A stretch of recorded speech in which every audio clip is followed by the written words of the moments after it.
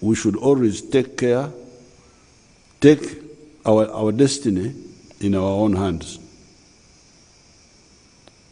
As we struggle with our own vaccines and other curative efforts, vaccines from other sources have become available through the government of Uganda buying from willing sellers, and also through some donations. Here below is the number of vaccines now available.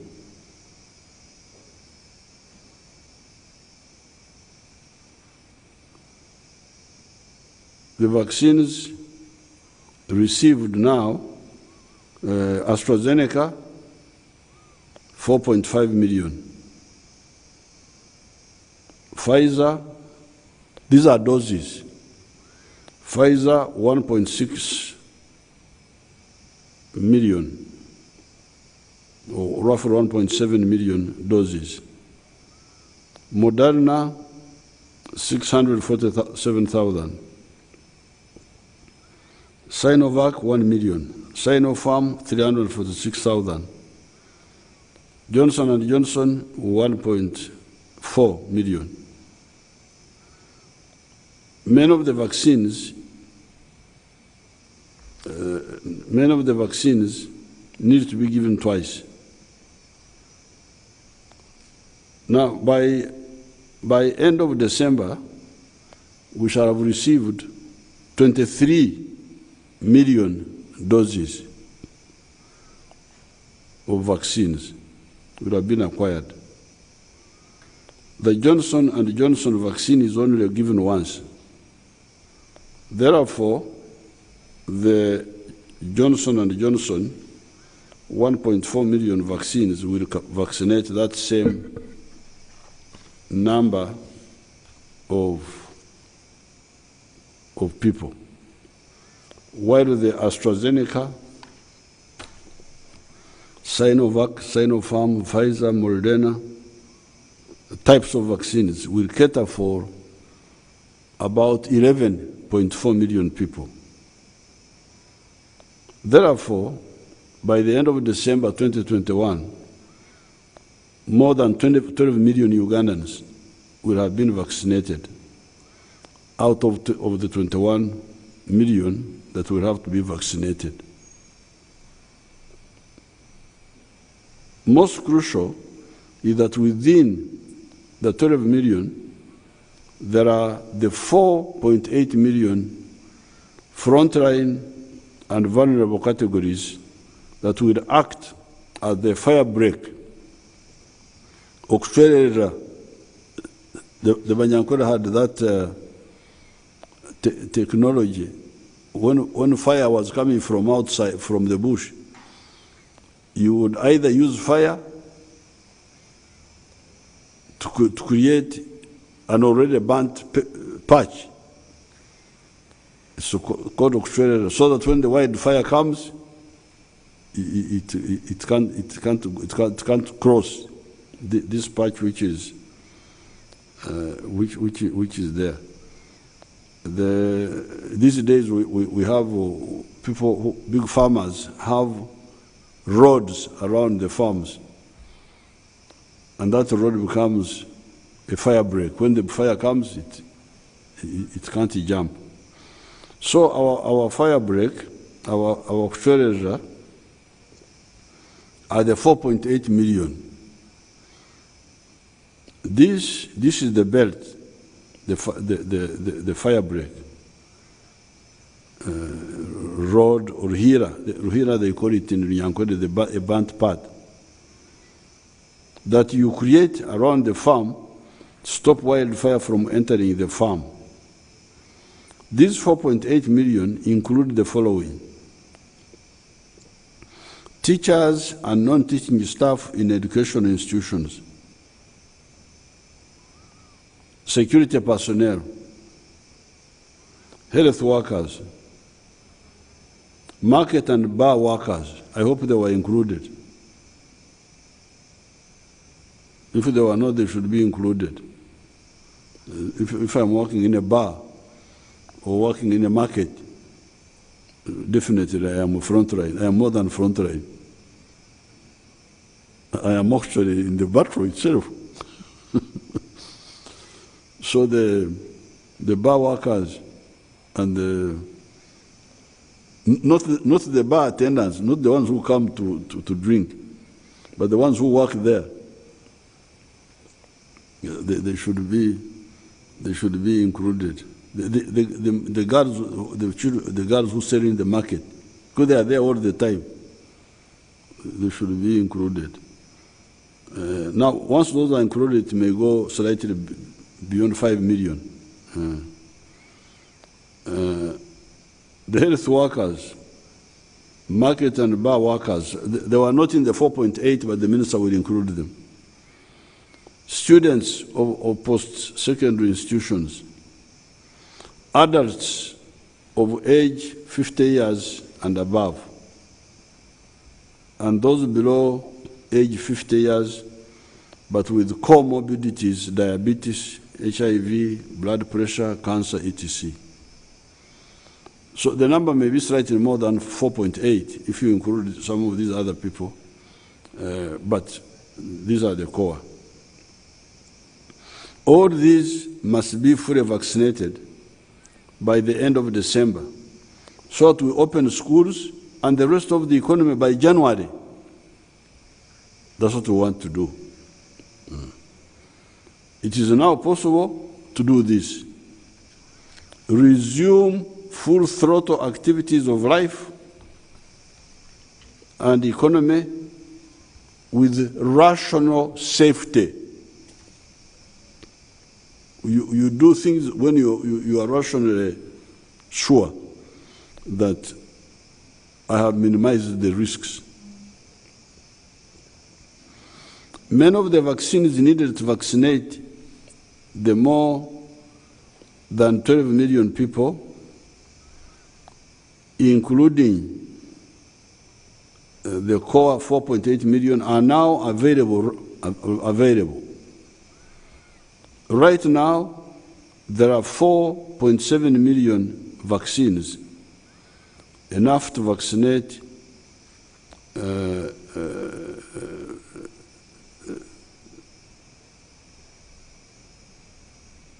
to vaccinate 1.6 million people and vaccinate 2.4 million people as first dose at our current rate of vaccination. What is amazing is that I was told the other day that some categories, especially the ones above the 50 years of age, are not coming forward to be vaccinated at the health center 3s. My wonderful Minister of Health people had come with donors, our foreign friends, and they were saying that the donors should help us to get people to walk 2 miles from Maware to Semuto to be vaccinated. That making Maware is our areas in Ruero. Some officials from Ministry of Health were saying that donors should help us to make somebody walk from Maware to Semuto to be vaccinated. Really? You need donors to do this? To do what? I hope they don't want a loan to make people move from Maware to Semuto for vaccination. It is amazing how our people live undone what they should have done and do what they ought not to be done, and there is no truth in them. I am now here telling all Ugandans that the vaccines for frontline workers and for the vulnerable categories are available. Walk to the health center 3 or be carried there by the bazukuru in Ngozi. Ngozi is a hammock. Go by boda, go by bicycle, or go by vehicle and be immunized. I do not believe that Ugandans would refuse to be immunized.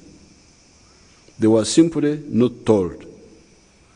In any case, let everybody be informed that the schools will be opened in January and the rest of the economy will be opened in that same January 2022.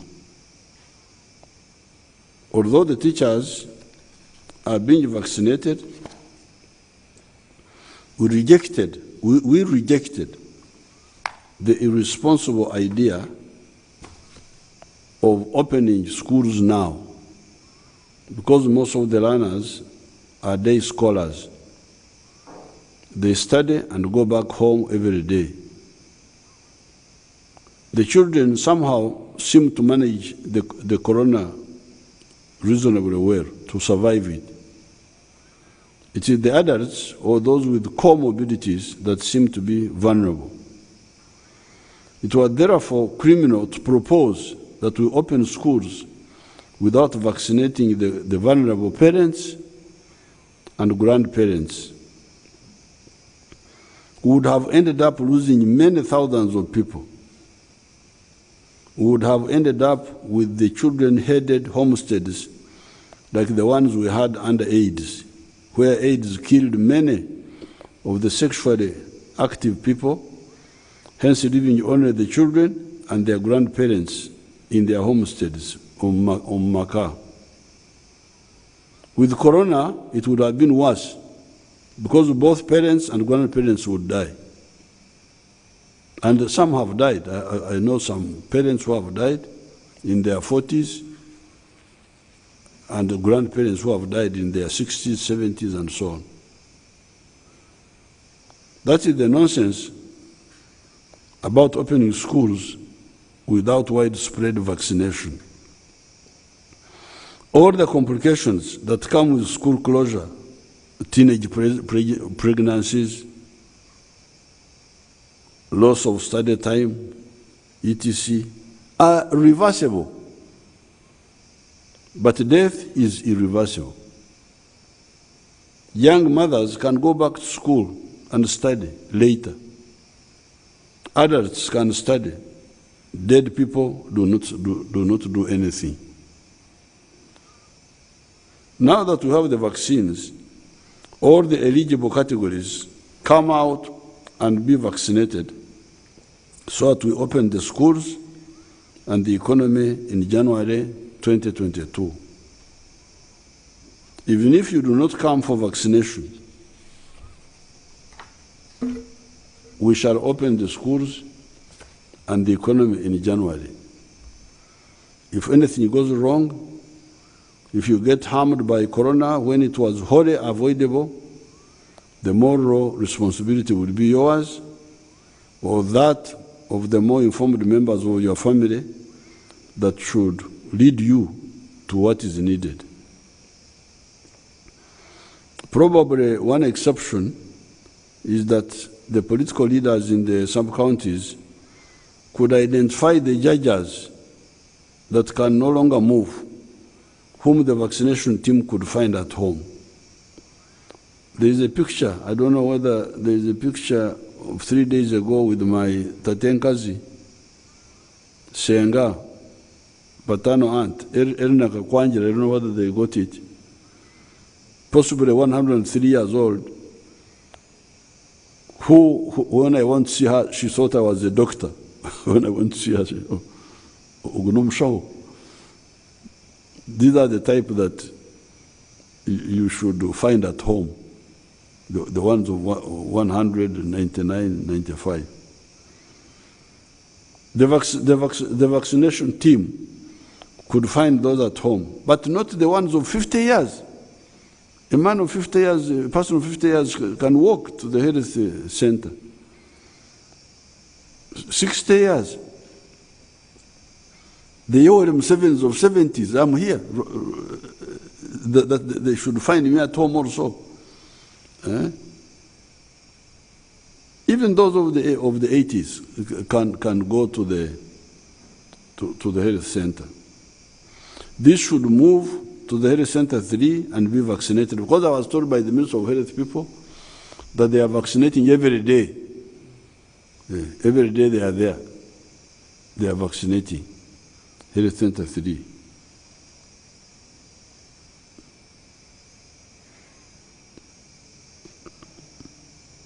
This should move to the health center 3 and be vaccinated. We should not overwork the vaccination teams and incur unnecessary expenses. Vaccination is the key to opening the economy. Now that the vaccines are available, the economy will be opened in January, even if some people absent themselves from the vaccination. While I do not have authority to blame the elected leaders,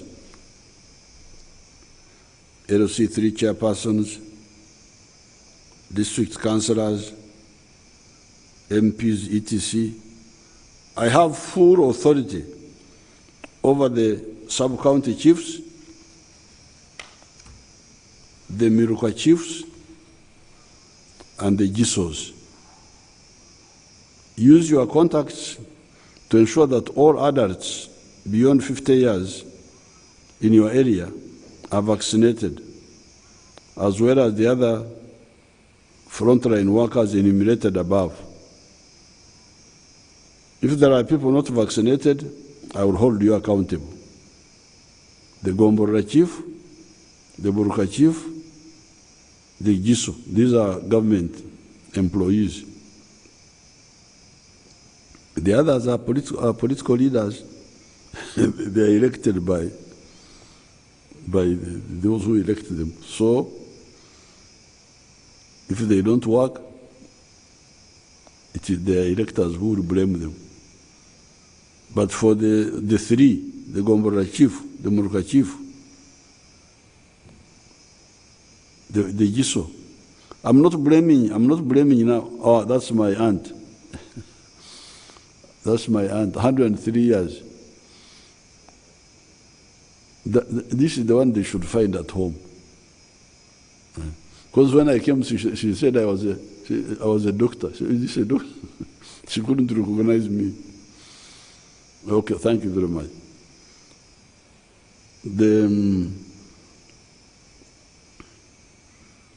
This time I will not blame the health teams, because really the health teams are overworked. They should be assisted. The health workers have been on the front line fighting this disease for 19 months. I know sometimes I criticize our medical people, but really this time they have been, when I was in Ruero fighting, they were somewhere doing other things. But this time, they are the ones who have been in the Ruero Triangle. Because it's very dangerous. Some of the health workers have died. Yeah.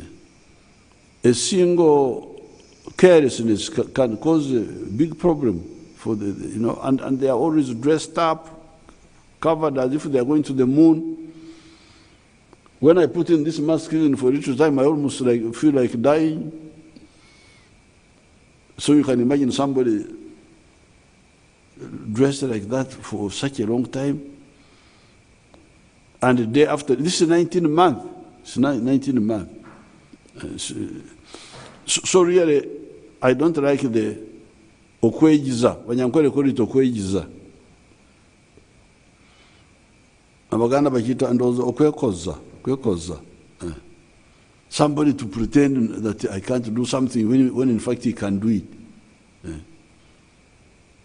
That you can't walk 2 miles to the sub-county to be vaccinated. Many of these sub-counties now are radius 2 miles, 3 miles. And there are borders everywhere. So please, don't put additional burden on the health workers that they should go to homes.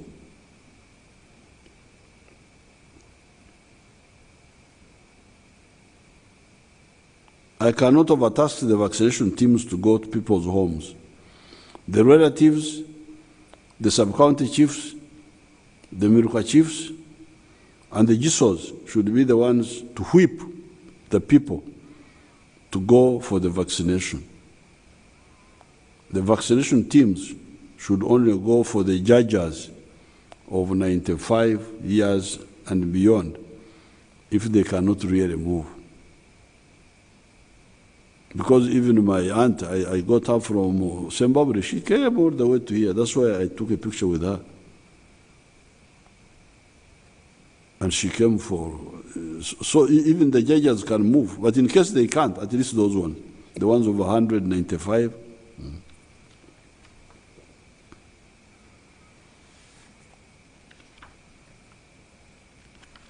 Therefore, please, everybody, the 4.8, let's say roughly 5 million or 5.5, if you include the bar people, the what, make sure that those people are vaccinated. Coming to the issue of terrorists using crime to undermine peace and progress, I need to remind the Ugandans of what I said on the day of independence celebrations. I talked of the wealth creators in the form of cattle keepers, crop growers, carpenters, blacksmiths, shopkeepers, etc., that I was part of when I was growing up in Ntungamo, Kashari, Bukanga, and Nyabushozi, and the parasites, the people that do not want to do patient work, but want food and wealth without working. The latter category, the parasites, included the policemen, chiefs, veterinary staff, health workers that were taking bribes. Also teachers that were sexually exploiting schoolgirls, and other categories of people that were not part of the wealth creators, including later on politicians and soldiers that were not part of the wealth creation. To those add thieves. Wealth creators always want peace and fairness, because the lack of the two affects their wealth creation activities. The wealth creators of Ntungamo and the rest of the Ankole area, where I fully participated in the 1940s, 1950s, and 1960s, respected and appreciated one another because they needed one another. The 4 Indian and 2 Arab shopkeeping families at Ntungamo brought us products we did not have: textiles, cattle salt, known as mahonde, soap, gamatox and kupatox. These were cattle acaricides. We, the wealth creators, did not therefore appreciate the expulsion of the Indians. It was in the cotton-growing areas of Uganda that you had tension between the African cotton growers and the Indian ginas that were cheating them. Although it took time for issues to clear, the NRM eventually emerged as a major political force, always standing for the interests of the wealth creators and opposing parasites. As wealth creators, we never believe in sectarianism of religion, tribe, race, or gender chauvinism, because many of these are wealth creators, and certainly all of them are wealth consumers. They are market for the wealth creators' products. How and why should we be against people who buy our products? And why should they be against us because we buy their products? That is why we had no problem with the 6 Indian and Arab families at Ntungamu. It is the parasites that are not part of this equation. When the NRM came onto the political scene in 1965, initially as a student movement, we rejected the ideology and politics of sectarianism of religion or tribes and gender chauvinism, as I've already said. Those pushing the opportunistic politics of sectarianism, the politics of identity, rather than the politics of people's interests, people's needs, decided to introduce guns into the politics. Hence, the 1966 crisis, the Amin coup of 1971, the 1980 hijacking of the post-Amin process, etc. We had no alternative but to wage the armed struggle to save our cadres, to save the people, and to save our ideology of patriotism, Pan-Africanism, socio-economic transformation and democracy, because these people were preaching totally different things, and they could not allow us to peacefully preach our own version. That is how we gained the upper hand in 1986. We are not the ones who started using guns, it is others. 1966, 1971, we were not the ones who introduced guns into politics. But when they did, we responded. And that's what happened. That's how we gained the upper hand in 1986. When the people of Uganda had the chance to look at our ideology of the 4 principles, the majority appreciated it. That is how the NRM has been winning with absolute majorities, above 50%. We have never had a rerun. In other countries, they vote first round, then no winner, then you go back. We have never had. Ever since 1994, the time of the CA, we have never had. NRM wins, first round, finish. In spite, NRM is not very well organized. A lot of organizational weaknesses, there are no election agents, what? But still, because of the numbers, we win. The opportunists and the parasites became desperate. That is how they resorted to insurgency and rural terrorism. Kony, Lakwena. Although Lakwena was not a terrorist, she was confused, but she would not kill civilians.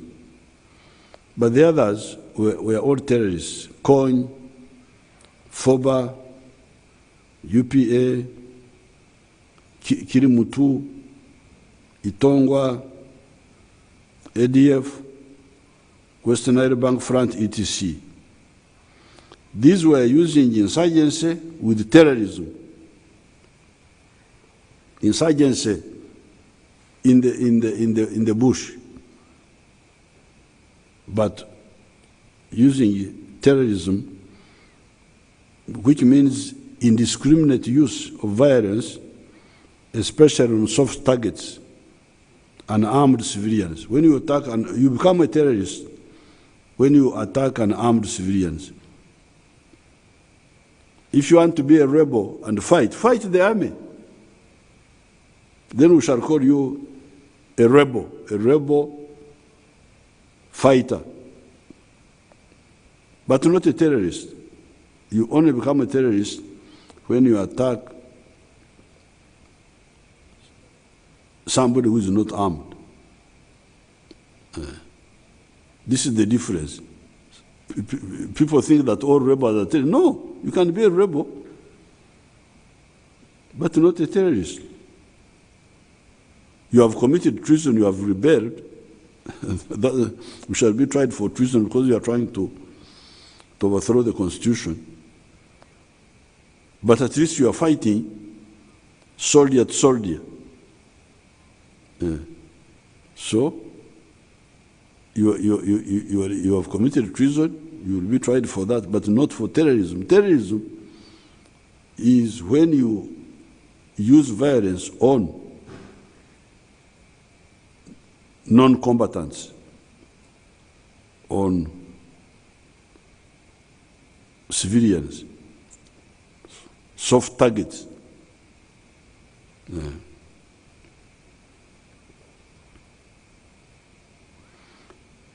However, all these were defeated, all of them. COIN, ADF, UPA, they were all defeated. Defeated in what? In insurgency in the rural areas using terrorism. They were defeated.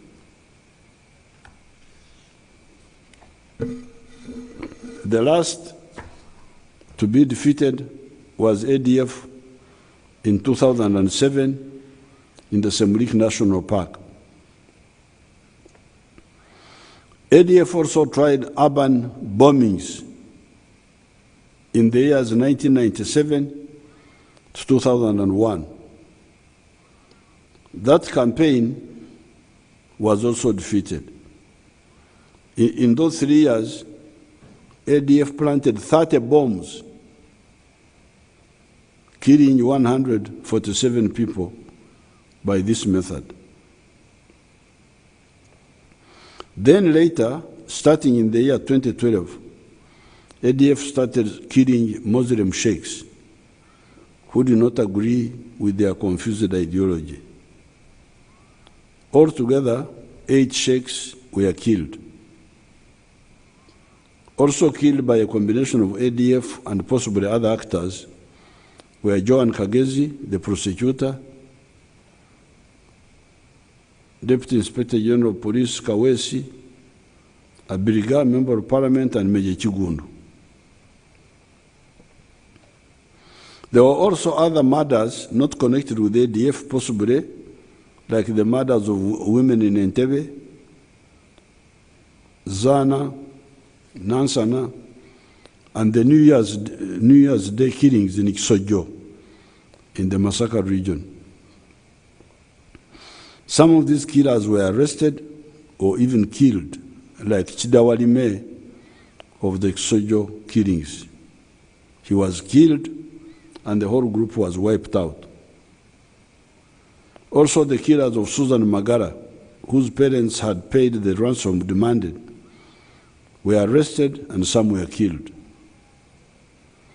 This was again ADF, and they had quickly used the ransom money to buy land in Buyukwe, the ones who had kidnapped Susan Magara.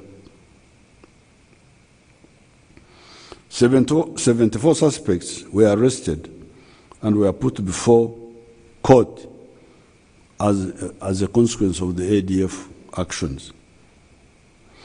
Although we had some success, I discovered that there were gaps in the policing capacity of the country.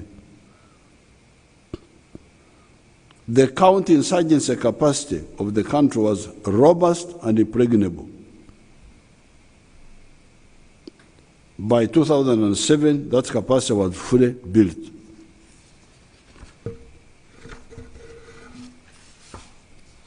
You could not wage insurgency in Uganda's rural areas, whatever the terrain, Rwenzori, what, successfully. However, the policing, anti-crime, whether terrorist or ordinary crime, had serious gaps of three types. Number one, infiltration of the police by criminal elements that would collude with the criminals. Some of the police were now colluding with the criminals. Laxity and lack of seriousness, and a serious deficit in technological capacity of the police to handle crime. Having studied the situation, and after discussing with the armed forces, I made my speech before Parliament of the 20th of June, 2018, where I outlined 12 measures to rectify the situation. That analysis should have been done by the police leadership long ago, instead of waiting for the president to be the one to discover those weaknesses and look for solutions. It is the partial implementation of those measures that have enabled us to achieve almost 100% success in the recent times. Being bankrupt and unable to study anything seriously, the ADF made the mistake of attacking General Katumba on the 1st of June 2021. Assisted by the partially implemented technologies, some of the actors were clearly identified and arrested. Those killed,